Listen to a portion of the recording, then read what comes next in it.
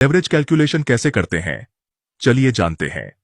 तो मान लो आपके पास $100 का ट्रेडिंग कैपिटल है और आप डेली यूरो यूएसडीटी जैसे किसी एक पेयर में $100 से ट्रेड करते हो, जिसमें अगर उस एसेट की प्राइस 3% बढ़ता है तो आपको $3 का प्रॉफिट होता है, और अगर प्राइस 3% गिरता है तो आपको $3 का लॉस होता है।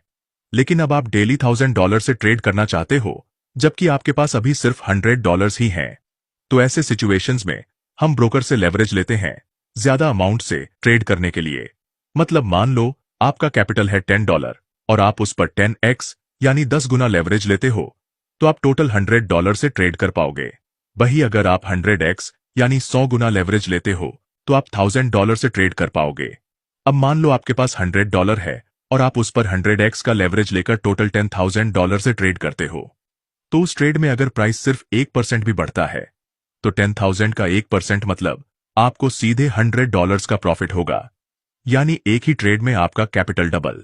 लेकिन वही दूसरी तरफ अगर प्राइस सिर्फ 1% भी गिरता है तो 10,000 का 1% मतलब आपको सीधे $100 का लॉस होगा, यानी एक ही ट्रेड में आपका पूरा कैपिटल खत्म हो जाएगा।